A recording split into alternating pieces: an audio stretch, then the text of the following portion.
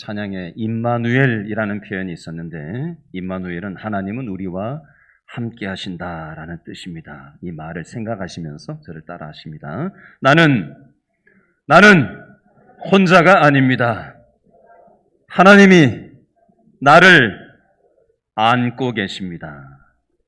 옆 사람한테 한번 믿음의 말을 해줄까요? 옆 사람 보시면서 당신은 혼자가 아닙니다. 하나님이 당신을 안고 계십니다.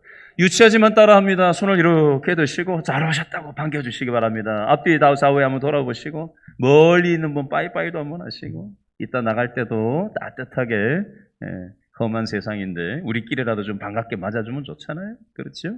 이따가 꼭 그렇게 해주세요. 여러분 자취해 본 적이 있으세요? 자취? 혼자 밥 해먹고 살아본 적이 있으세요? 저는 시골에서 고등학교를 졸업하고 고향을 떠나서 대학생이 될 때부터 해서 결혼하기 전까지 군대 갔다 온 거 빼고 나서 한 10여 년 정도 자취 생활을 했던 적이 있었어요. 제가 지난번에 강의하면서 이 예화를 사용했던 적이 있지만 오늘 설교 내용에 너무 적합한 예가 돼서 들은 얘기지만 또 하도록 하겠습니다. 지방에서 서울로 올라와서 자취 생활을 하던 2명의 남자 청년 이야기입니다. 이 청년들은 가난했기 때문에 낮에는 직장에서 일했고 저녁에는 공부를 하면서 열심히 살았답니다. 너무 바빠서 남자애들이니까 대충 해놓고 살았겠지요. 청소도 제대로 안 하고. 하루는 날을 잡고 청소를 했대요. 한 청년은 방을 청소를 하고 한 청년은 부엌을 청소를 둘이 각각 나누어서 이렇게 하기 시작했는데 한참 청소를 하는데 부엌에서 으아! 하는 비명소리가 들렸답니다. 그래서 방에서 청소하던 청년이 도대체 왜 그러냐고 쫓아나가 봤더니 이 친구가 나자빠졌는데 어떻게 저거 좀 보라고 하는데 들여다봤더니 뭐가 있었게요? 어떻게 알아요? 쥐꼬리가 간장독에 빠져가지고 몸통은 다 녹고 없고 이게 쥐꼬리인지 뭔지 알아보지 못할 만큼 끄트머리가 조금 남아있는 걸 보고 이게 쥐꼬리인 걸 확인을 한 거예요. 그래서 기겁을 하고는 나자빠진 걸 비명소리를 듣고는 방 청소하던 청년도 와서 보니까 자기도 그냥 옛날 이걸 밥 비벼 먹었던 생각을 하니까 막 구토를 하고 난리가 난 거죠. 요즘이야 먹을 게 남아 돌지만 옛날에 먹을 게 없을 시절에는 다 담가서 먹고 그렇게 하다가 빠져있는 거 많이 보셨죠? 그렇죠? 한 가지 더 말씀드릴까요? 우리 길신교회 남자 집사님이 저한테 직접 해주신 말씀인데요. 누군지는 제가 안 밝힐게요. 이분이 곶감을 좋아하시는 분인데 하루는 운전을 하면서 가다가 곶감을 운전석 옆에 놓고는 하나 집어먹고 내려놓고 집어먹고 내려놓고 그러면서 이제 운전을 하고 이제 다녔어요. 신호대기가 딱 걸렸어요. 신호대기가 걸려가지고 먹다 남은 이 곶감을 하나 들고 이제 시야가 신호대기가 걸렸으니까 이제 손도 자유롭고 시선도 앞만 안 봐도 되고 이제 옆에도 볼 수 있고 옆에 이렇게 돌아볼 수 있잖아요. 곶감을 딱 집어서 딱 입 안으로 딱 가져와가지고 곶감을 무심코 쓱 보는데 곶감 안에 뭐가 꿈틀거리는 거예요. 꿈틀거리는 놈들이 몇 놈이 왔다 갔다 하는 거예요. 그래서 기겁을 하고 내던졌다는 얘기를 저한테 하시더라고요. 우리 교회 남자 집사님 얘기예요. 제가 이 집사님한테 곶감 몇 개 드셨는지는 물어보진 않았어요, 굳이. 여러분 제가 왜 주일 아침부터 이런 더럽고 지저분한 얘기를 하는지 아십니까? 한번 생각해 보자는 거예요. 자, 간장 속에 쥐가 빠져 있는데 이 청년들은 이걸 모르고 날마다 간장을 맛있게 먹어왔다 이거죠. 곶감 속에 구더기가 들어있는지도 모르고 우리 길신교회 남자 집사님은 맛있게 곶감을 지금 먹었단 말이에요. 신호대기가 안 걸렸고 그거 안 쳐다봤으면 끝까지 다 먹었을 거예요. 자, 성경에서는요, 이게 바로 우리 인간의 모습이라고 얘기를 합니다. 우리들은요, 날마다 자기 안에, 내 안에 있는 죄를 먹고 마시면서도 이걸 전혀 모르고 살아가요. 성경을 안 보면요, 우리는 사람이 보입니다. 환경이 보여요. 근데 성경을 보기 시작하면요, 내가 보입니다. 문제의 원인을 내 외적인 것에서 찾지 않고 성경을 보기 시작하면요, 말씀이 들어오기 시작하면요, 내 자신을 보게 돼 있어요. 그리고 설교가 들리기 시작하면요, 나에게 주시는 말씀으로 들리면요, 성경이 깨달아지면요, 내 속에 얼마나 더러운 것이 있는 걸 보고는 깜짝 놀래요. 충격을 받아요. 야, 이거 어떻게 하지? 견딜 수 없는 마음이 올라온다고요. 마치 수채구멍에 음식이 막 이게 쓰레기가 음식물 씻고 나면은 음식 쓰레기하고 물하고 이렇게 헹군 물하고 막 내려가잖아요. 그죠? 근데 그걸 겉에서 봤을 때는 맑은 물처럼 보이는데 꼬쟁이 가지고 한번 휘저어 보세요. 쇳구멍에 있던 그 음식 콩나물 대가리하고 이런 것들이 막 올라오는 것처럼 우리의 영적인 상태가요, 겉으로 볼 때는 별 문제 없는 것처럼 보이는데 성경을 대하고 하나님의 말씀이 들리고 깨달아지기 시작하면은 우리의 영혼이 얼마나 오염되어 있고 얼마나 더럽고 얼마나 추한지 견딜 수 없는 마음이 깨달아지고 다가오고 밀고 들어온다고요. 성경 안 보면요, 안 깨달아져요. 나는 쏙 빼놓고요, 나의 밖에 있는 것만 우리는 시선이 가게 돼 있어요. 근데 성경을 보고 말씀이 다가오기 시작하면요, 나 외적인 것이 아니라 내 내면을 들여다보게 돼요. 문제의 원인이 밖에 있는 게 아니라 내 내면, 나의 영혼에 문제가 있다라는 게 깨달아지고 깜짝 놀라고 이걸 어떻게 해야 될지 알지 못하는 안절부절한 마음이 올라오게 돼 있어요. 그게 신앙생활 하는 데 있어서 정상적인 상태예요. 만약에 이게 일어나지 않는다면 내 신앙은 뭐가 병들어도 병든 상태예요. 자꾸 와가지고 누구 얘기하고 상황 얘기하고 나는 쏙 빼놓고 외적인 거 자꾸 얘기하는 거, 그거 병든 신앙의 징조입니다. 말씀을 가까이 하면 가까이 할수록, 하나님을 가까이 하면 가까이 할수록 하나님 앞에서 내가 얼마나 냄새나고 더러운 존재인지 소스라치게 놀라는 경험이 일어나게 돼 있습니다. 저 역시도 이런 경험을 하고 이거 어떻게 하지? 이 죄 문제를 어떻게 처리해야 되지? 안절부절하지 못하는 그런 마음을 경험했던 적이 있었습니다.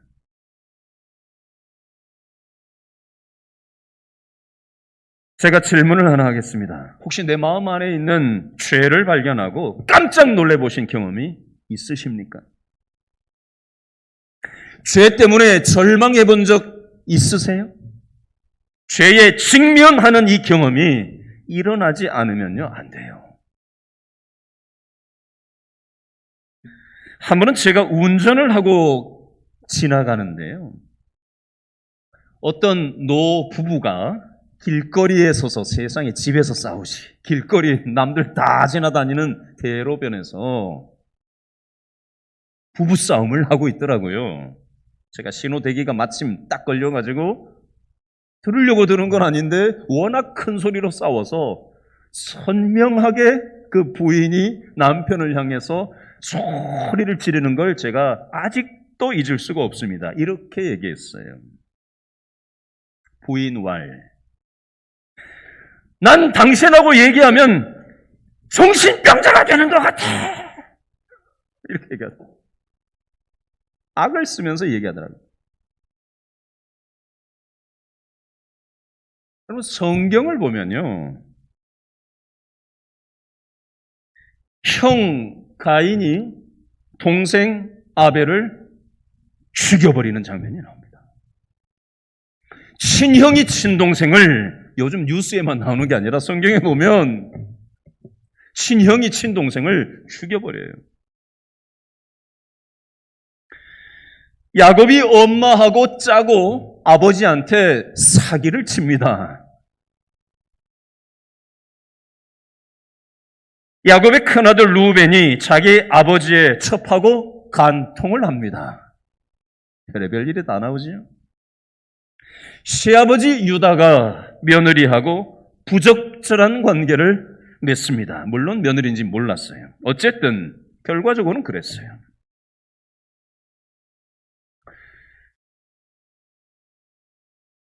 우리가 살아가는 이 세상만이 아니라 성경에도 우리 인간 존재들은 이런 망가진 인간관계, 살인, 거짓말, 성적인 문제, 부부 문제, 부모 자식 간에 수많은 문제가 있다라는 겁니다. 한 번은 제가 지난번 사역하던 교회에 몽골에서 선교하던 선교사님이 오셔서 저희 교회에 오셔가지고 제가 교회 앞에서 그분을 맞았던 적이 있는데 이분이 교회 앞에서 공항에서 이미 쓰러지셨다는 얘기를 한번 들었는데 교회 앞에 오셔서 또 쓰러지신 거예요. 심장이 약하셔서. 그래서 구급차를 불러서 제가 같이 구급차에 타고는 연세대 세브란스 병원 응급실에 같이 모시고 가서 선교사님을 돌봤던 적이 있었어요. 근데 불과 한 5분 채 지나지 않아서 바로 옆에 침대에 청년 하나가 오토바이 사고가 나가지고 급히 실려오더니 의사, 간호사들이 그냥 한 10명 이상이 막 달려들어서 막 난리를 막 치더니 한 5분 채 지났을까요? 시신으로 변하는 장면을 제가 그대로 바로 옆에서 지켜봤어요. 15년 전 얘기인데요. 아주 어제 일처럼 정확하게 그 느낌이 명확하게 기억이 나요. 여러분, 우리는 죽음의 문제를 피할 수 없어요. 지금도 전 세계, 오늘도, 어제도, 이틀 전에도 전 세계 수많은 사람들이 우크라이나에서 전쟁 때문에 죽어나가고 있고요. 지금도 죽어나가고 있을 거예요.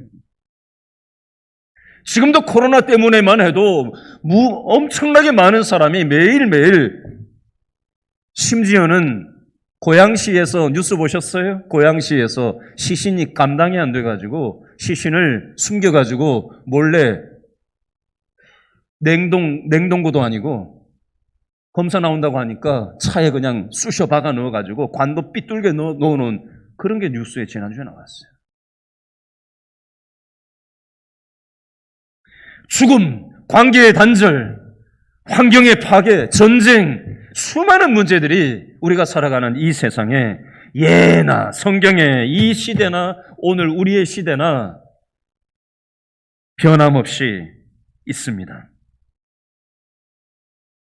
각종 사건, 사고, 고통, 좌절, 고독, 미움, 수많은 증상들이 있어요. 지난주에 지나가다 보니까 우리 교회 성도 한 분이 담벼락 옆에 서가지고 우두커니 쓸쓸하게 서 있는 모습을 보면서 제가 마음이 참 아팠어요. 다른 분하고 지난주에 전화하다 보니까 인생이 그렇죠, 외롭죠, 그런 얘기하신 분도 있었어요. 왜 이런 일들이 생기는 걸까요?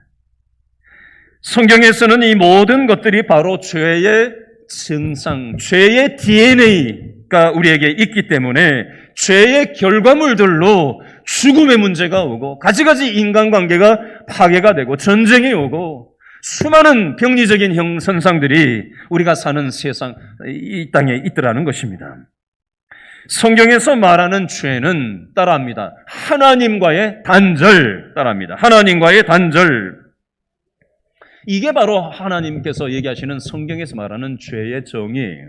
하나님과의 끊어진 관계, 하나님과 단절된 관계, 이게 바로 죄라고 성경은 얘기합니다.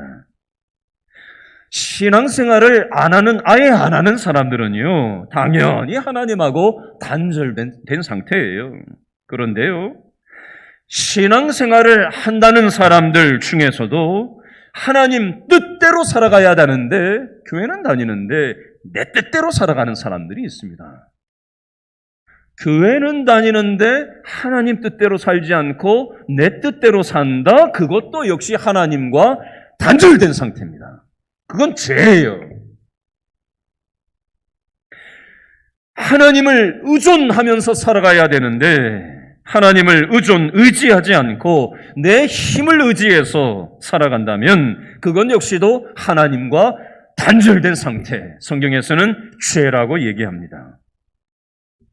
로마서 6장 23절 말씀해 보니까 죄의 삭은 뭐다?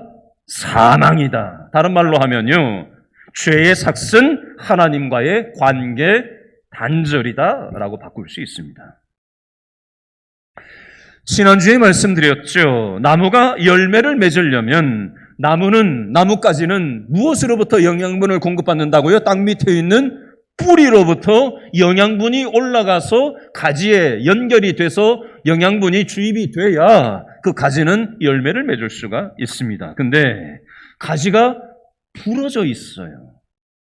그러면 영양분이 뿌리로부터 올라온 그 수분과 영양분이 나뭇가지에 공급될 수 있을까요? 부러졌단 말이에요. 수분이 못 들어가요. 영양분이 연결이 안 돼요. 그러면 말라 비틀어 죽어버리는 거예요. 영적인 이치도 이와 같다는 겁니다. 우리는 뿌리 되시는 하나님과 연결되어야만 하나님으로부터 오는 영양분을 공급받을 수가 있는데 하나님의 뜻대로 살아야 뿌리이신 하나님으로부터 오는 영양분이 나에게 공급이 되는데 하나님 뜻, 교회는 다니는데 하나님 뜻이 아닌 내 뜻대로 산다 이거지요? 그러면 나뭇가지가 부러진 상태예요. 하나님이 원하시는 대로 살아야 되는데 교회는 다니는데 내 마음대로 산다? 그건 역시도 가지가 부러진 상태입니다. 죄예요. 하나님으로부터 영양분이 공급되지 않아요. 그래서 교회는 다니는데 저 사람 교회 다니는 사람 맞아? 이 얘기가 왜 나옵니까? 나뭇가지가 부러져 있기 때문이에요. 내 마음대로 살기 때문이에요. 내 의지대로 살기 때문이에요. 내 욕심대로 살기 때문입니다. 이게 죄라고 오늘 성경은 말씀하고 있어요. 오늘 교회에 오신다고 샤워도 하시고 옷도 갈아입으시고 지금 폼 잡고들 앉아들 계시잖아요. 저는 폼 잡고 서 있고 여러분 폼 잡고 앉아 계시잖아요. 이렇게 하면 내 속을 아무도 모르겠지라고 생각을 하고 앉아 있잖아요. 사람은 아무도 몰라요. 그렇게 하고 앉아 있으면. 근데 하나님은 뭘 보시죠? 우리가 뭘 입었나? 뭘 먹나? 그런 거 보시나요? 하나님은 우리의 중심을 보세요. 아무리 폼 잡아도 우리의 속을 하나님은 다 들여다보고 계시거든요. 우리는 예배를 드리고 나서면서 이제는 저 오늘 예배 드릴 때 하나님 주신 생각이나 마음처럼 믿음으로 살아야지 하고 교회 문을 이렇게 나서죠. 근데 막상 또 일상이 시작되고 월요일이 되고 또 정신없는 다람쥐 쳇바퀴 되는 일상이 막 정신없이 돌아가면은 하나님은 안중에도 없이 그냥 또 내 뜻대로 내 의지대로 내 노력으로 우리가 그러고 살지 않아요? 지금까지 교회 생활 해봤는데 변하지도 않고 남들처럼 적당히 교회 다니고 그러고 살지 별로 달라질 게 있겠어? 변하겠어? 에라 모르겠다. 혹시 포기하고 믿음의 꿈을 포기하고 교회는 다니는데 혹시 그러고 신앙생활을 한답시고 살아가고 있지는 않는지 한번 돌아보자고요. 혹시 이 세상이 나를 밀쳐내는 것 같아서 혹시 힘드신 분 계십니까? 내 가족들도 나에게 가족이라면 나에게 손을 내밀어 줘야 되지 않아요? 마지막 보루잖아요, 마지막. 가족마저도 나를 밀쳐내고 나에게 손을 내밀어 주지 않아서 사는 게 너무 지금 고단한 분 혹시 계십니까? 심지어는 내 인생은 변화될 수 없다고 말하면서 내 인생이 개선의 여지가 없다. 변화되지 않을 거다. 그냥 이대로 살다 가자. 전혀 믿음의 기대감을 갖지 않고 포기한 채 혹시 그러고 살아가는 분이 계시진 않으십니까? 여러분, 나는 내 인생을 포기할지라도 내 인생을 끝까지 포기하지 않으시는 분이 계십니다. 따라합니다. 하나님은 나를 끝까지 포기하지 않으십니다. 여러분, 이거 꼭 기억하셔요. 자, 이 그림을 가지고 오늘 본문 에베소서 1장 7절 말씀을 다시 한번 읽어보겠습니다. 에베소서 1장 7절 말씀입니다. 시작. 우리는 그리스도 안에서 그의 은혜의 풍성함을 따라 그의 피로 말미암아 속량 곧 죄사함을 받았느니라. 아멘. 속량의 동그라미, 죄사함의 동그라미 일단 해보시기 바랍니다. 오늘 설교의 핵심 단어예요. 속량, 죄사함. 자, 여기 보면 속량, 다른 말로 죄사함이란 말씀이 나오는데요. 우리들은 부족하고 연약해서 우리 인생의 문제를 스스로 해결해낼 힘이 없기 때문에 예수님이 십자가의 피로 우리들의 죄를 대신해서 해결해 주시겠다고 말씀하시는 겁니다. 로마서 5장 8절 말씀에 보면 우리가 아직 무엇 되었을 때에? 죄인 되었을 때에. 우리가 아직 죄인 되었을 때래요. 우리가 열심히 신앙생활을 해가지고 하나님 앞에 신앙의 합격점을 맞았기 때문이 아니라 우리가 아직도 죄인된 그 짓을 반복하고 있는데도 불구하고 그리스도께서 우리를 위하여 어떻게 하셨냐면 죽어주셨대요. 하나님이 우리에게 대한 자기의 사랑을 확증해 주셨대요. 하나님이 죄 DNA에 감염돼가지고 망가질 대로 망가진 우리 같은 사람들을 여전히 죄를 짓는 그 짓을 반복하는 전혀 구제불능인 우리 같은 사람들을 위해서 십자가에서 자기 아들을 죽게 하실 만큼 사랑한 게 바로 하나님의 십자가 사랑이라고 말씀하고 있습니다. 그러므로 우리는 따라합니다. 나는 10원짜리가 아니라 예수님짜리다. 여러분, 10원짜리 요즘 쳐다보지도 않아요. 가치가 없어요. 소중하지 않습니다. 우리가 받은 이 구원은 거저 받았다고 우리가 보통 얘기하고 값싸게 취급을 하는데 얼마나 고귀하고 가치 있는 것이냐면요. 예수님의 피값으로 사심받은 것이 바로 우리들이라는 거예요. 그래서 예수님짜리만큼의 가치를 지닌 존재가 바로 우리가 되었다라고 말씀을 하는 겁니다. 그러므로 이 엄청난 가치를 예수님의 피값으로 새 생명을 얻은 우리들이 아무렇게나 살면 되겠어요? 내 맘대로 살면 되겠어요? 내 뜻대로 살면 되겠어요? 그런데 우리는 또 그 짓을 반복하지 않습니까? 그럴 줄 알면서도 그 짓을 반복할 줄 알면서도 우리가 아직 죄인 되었을 때에 그리스도께서 우리를 위하여 죽으심으로 하나님께서 우리에게 대한 자기의 사랑을 이만큼 내가 너희들을 사랑한다 라고 말씀하고 계신 거예요. 자, 계속해서 에베소서 1장 8절, 1장 9절 말씀을 정리하겠습니다. 1장 8절, 9절 다 같이 읽어봅니다. 시작. 이는 그가 모든 무엇과 무엇 지혜와 총명을 우리에게 넘치게 하사 9절 그 뜻의 무엇을 비밀을 우리에게 알리신 것이요 그의 기뻐하심을 따라 그리스도 안에서 때가 찬 경륜을 위하여 예정하신 것이니. 아멘. 읽기는 읽었는데 굉장히 추상적인 개념이라서 잘 이해가 되지를 않아요. 뭘 얘기를 하려고 하는 건가? 간단하게 정리하겠습니다. 8절 말씀에 제가 강조한 두 단어가 있죠. 동그라미 하세요. 8절 지혜 동그라미, 총명 동그라미 해보시고 9절에는요 비밀 동그라미 해보세요. 핵심 단어입니다. 8절에 지혜와 총명, 9절에 비밀.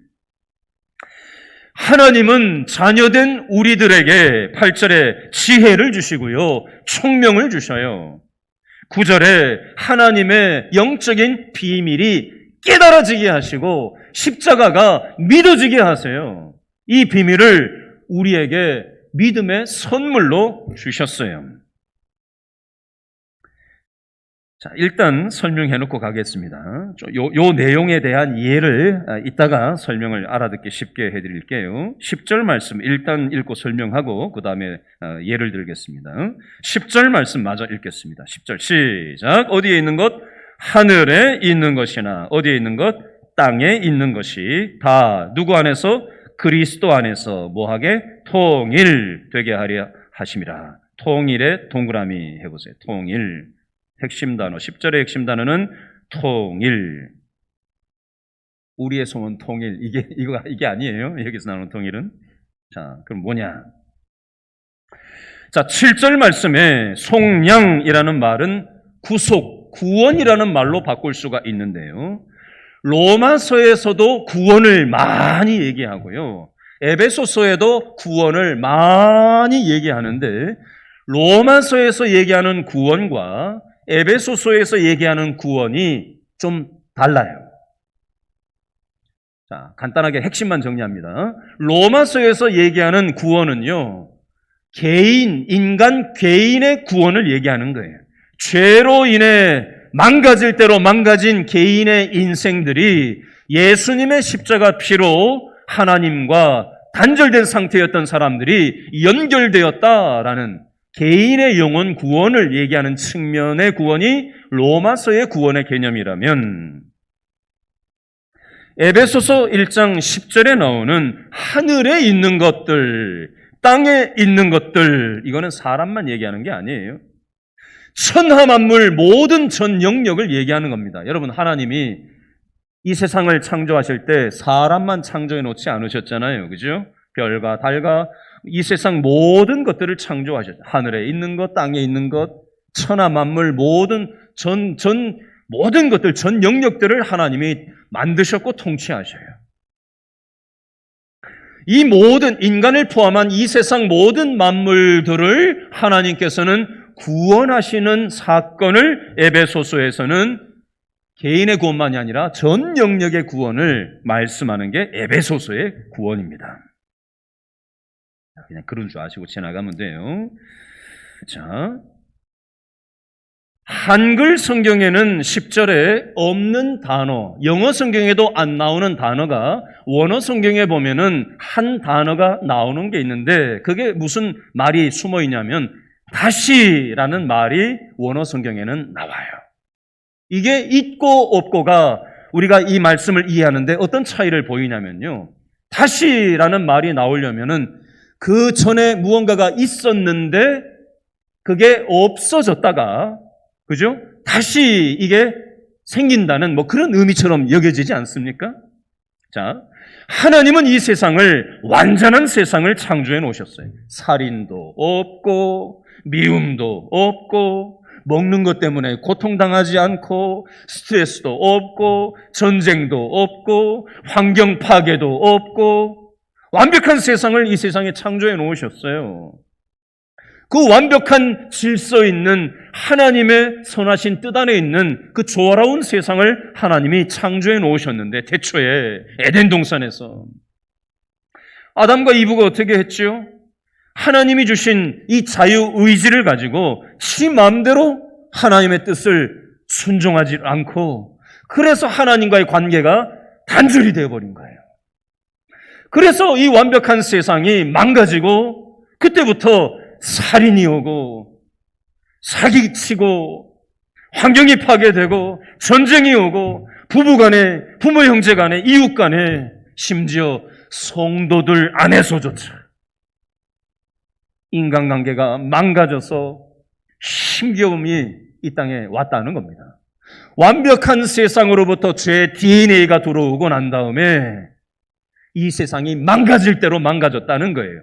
그래서 예수님이 이 땅에 오셔서 구원을 일으키시는데 사람만 구원을 하시는 게 아니라 다시 하늘에 있는 것이나 땅에 있는 모든 영역들, 전 영역들을 다시 회복하신다라는 의미가 에베소서 1장 10절에 나와 있는 다시 회복하신다는, 다시 통일되게 한다라는 건 다시 회복시킨다는 그런 의미가 되는 겁니다.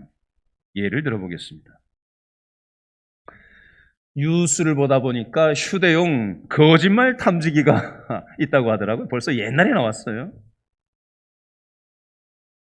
수많은 과학 문명이 발전을 하고 수많은 것들이 개발이 상상도 못했던 것들이 막 개발되고 있어요. 그렇죠?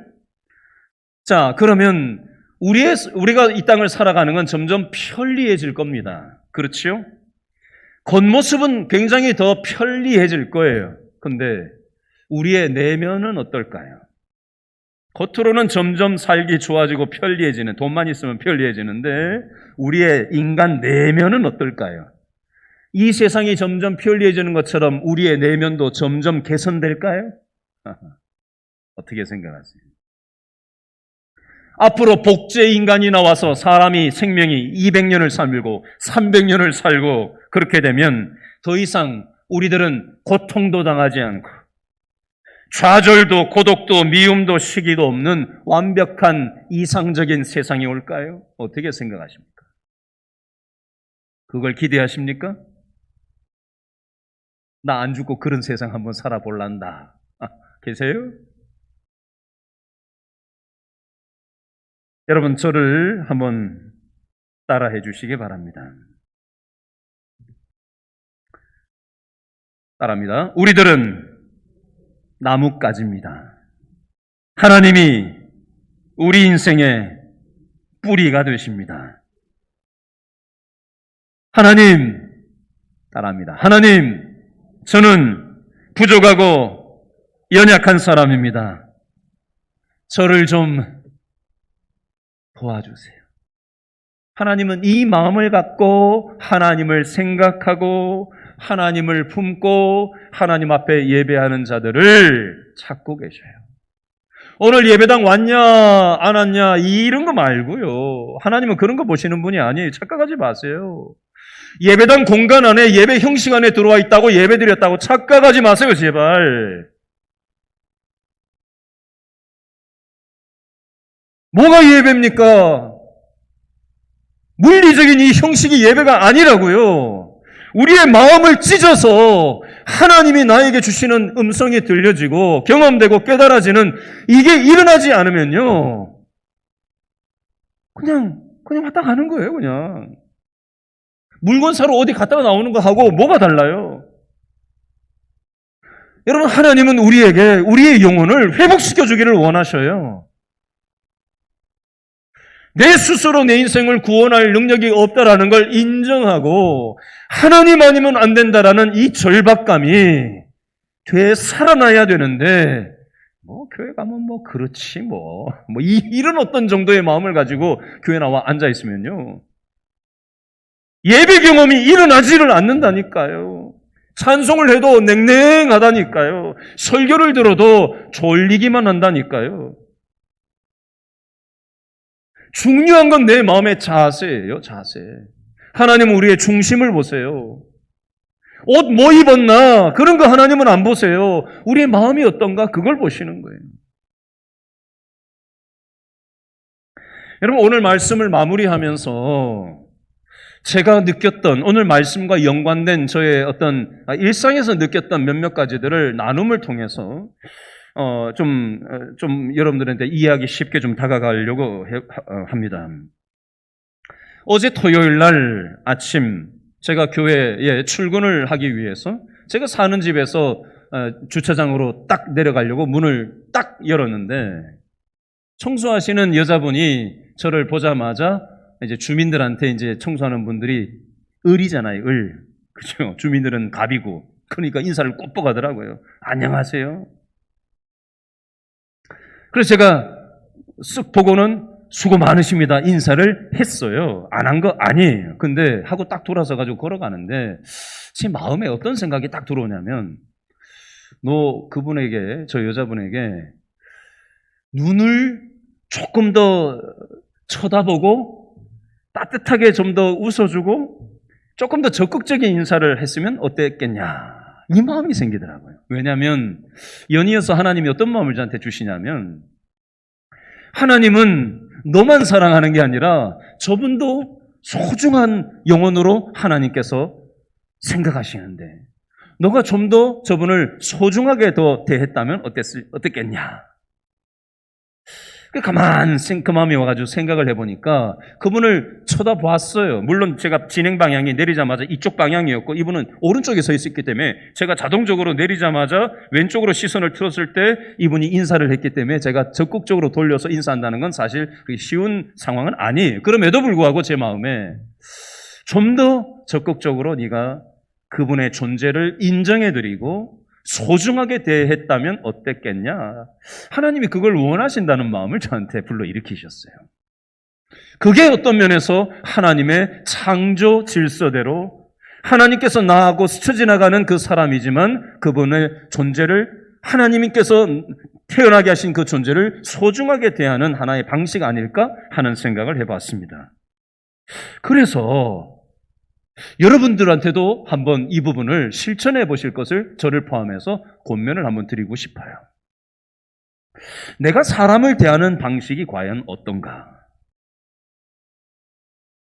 나는 내 배우자, 내 부모, 내 형제, 내 자식, 내 이웃, 직장 동료, 교회 성도들을 대할 때 눈을 쳐다보나?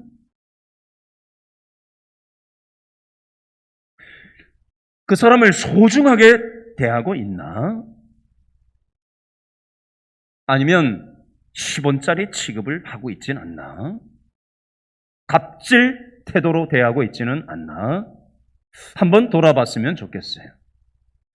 여러분, 에베소서 1장 10절에 하늘에 있는 것이나 땅에 있는 것이 다 그리스도 안에서 통일된다라는 이 뜻을, 굉장히 추상적인 걸 우리는 어떻게 적용할 수 있겠죠?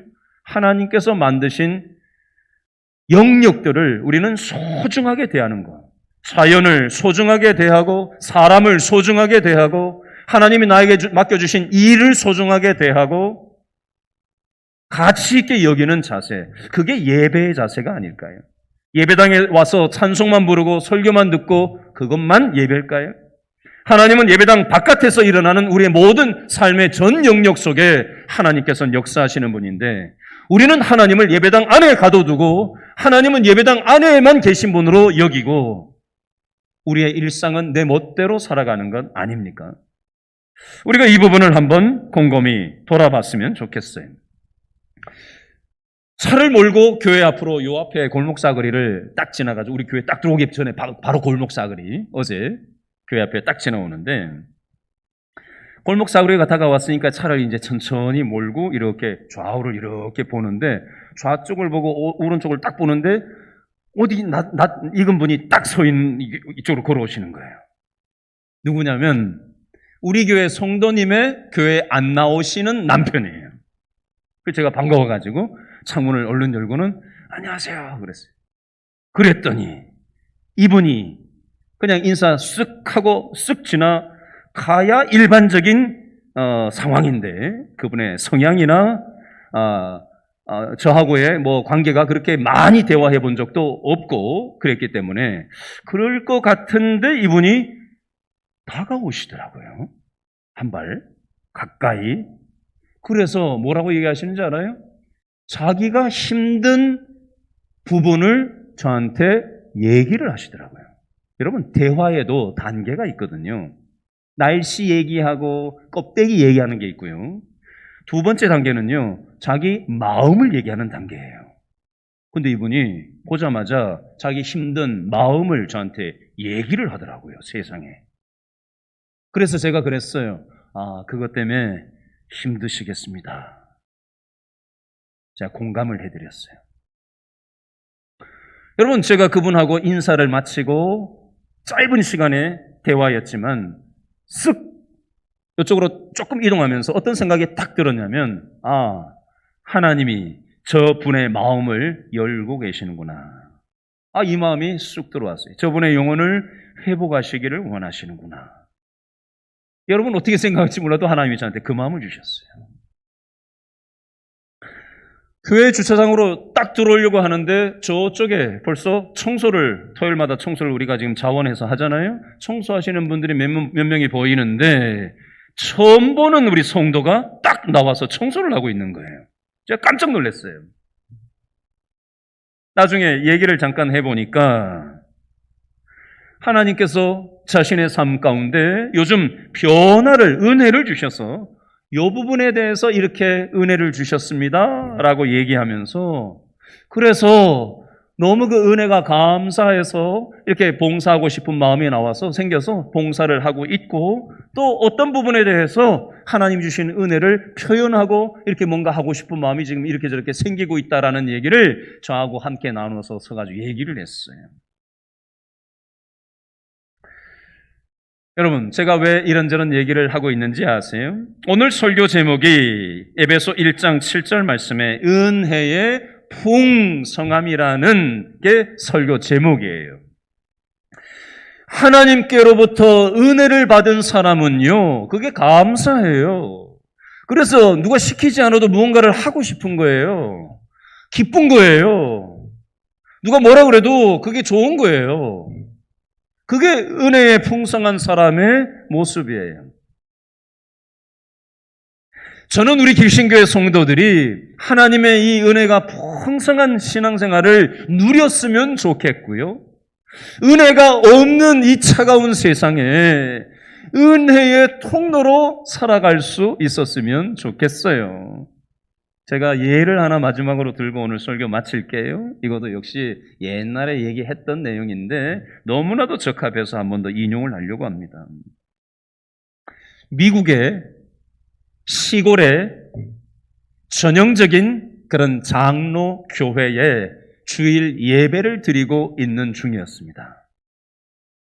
엄숙하고 경건하게 양복을 정장을 입은 사람들이 주일날 예배를 드리고 설교가 한창 진행되는 중이었어요. 회중이 다 조용하게 목사님 설교를 듣고 있는데 갑자기 저 뒤에 있는 예배당 문이 철컥 열리더니 냄새를 풍기는 허름한 옷을 입은 어떤 청년이, 바닥도 마룻바닥이에요. 그 밟으면 저벅저벅 소리가 나는데 조용하니까 그 소리가 더 크게 들렸겠죠? 늦게 들어왔으면은 그냥 뒤에 조용히 앉을 것이지, 이 청년이 저벅 제일 앞에까지 걸어왔어요. 설교를 듣던 온 성도들의 시선이 목사님에게 가 있다가 다 그 청년에게 다 시선이 간 거예요. 그 청년이 어떻게 했는지 아세요? 장의자에 앉지 않고 땅바닥에 철퍼덕 엉덩방을 찍고 앉았어요. 바로 이때 제일 뒤에 앉아있던 남자 어른 한 분이 벌떡 자리에서 일어났어요. 손에는 지팡이를 짚고 앞으로 청년을 있는 쪽으로 향해서 걸어갔습니다. 사람들은 생각했어요. 이제 저 어르신이 우리를 대표해서 저 청년을 그 지팡이 끝으로 해가지고 저 청년 목덜미를 딱 채가지고 땡겨내 밖으로 쫓겠구나. 이런 생각을 가지고 그런 그림을 가지고 쳐다보고 있었어요. 이 어르신이 점점 가까이 다가가지고 그 청년 옆에 가가지고 어떻게 했는지 아세요? 그 청년 옆에 철퍼덕 앉아가지고 나란히 땅바닥에 앉아가지고 양복 입은 채 그 청년과 함께 설교를 듣겠다고 그러고 앉은 거예요. 여러분, 이게 바로 은혜의 논리예요. 우리가 이해할 수 있는 언어로 얘기한다면 이렇습니다. 여러분, 이 세상은요, 은혜가 없어요.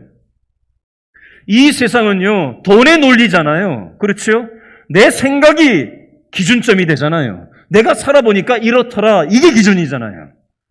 하나님이 기준이 되어야 되는데 내가 기준이 된다니까요. 내 감정이 기준이 되고 내 생각이 기준이 되고 내 경험이 기준이 되고 우리의 전통이 기준이 되고 하나님이 기준이 되어야 되는데 하나님이 지금 원하는 게 무엇일까를 가지고 우리가 태도를 취해야 되는데 내가 기준이 된다. 교회 바깥에만 은혜가 없는 게 아니라 오늘날 한국 교회, 우리 교회 안에도 은혜가 없는 교회 생활은 아닌지 모르겠어요. 여러분, 우리는 부족하고 연약해요. 저도 냄새 나는 거 많고요. 부족한 것이 너무나도 많은 사람입니다. 그러나 우리가 말씀을 대하면 대할수록, 하나님께 가까이 가면 갈수록 우리가 얼마나 냄새나는 사람인지 깜짝 놀라고 또 회개하고 하나님께서 원하시는 뜻을 향해서 우리가 함께 나아가는 거 아니에요? 그렇죠? 서로 부족한 게 있으면 메꿔줘야 되는데 우리는 죽일 듯이 달려듭니다. 심지어 교회 안에서조차. 오늘날 우리의 영적인 현실의 모습이에요.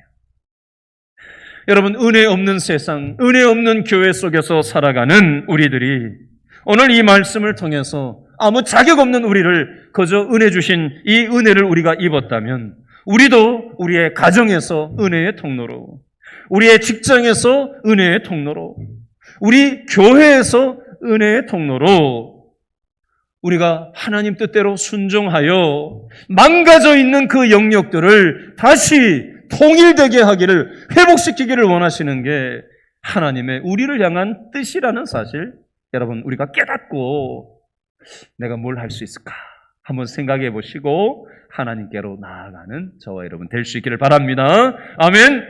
기도하겠습니다.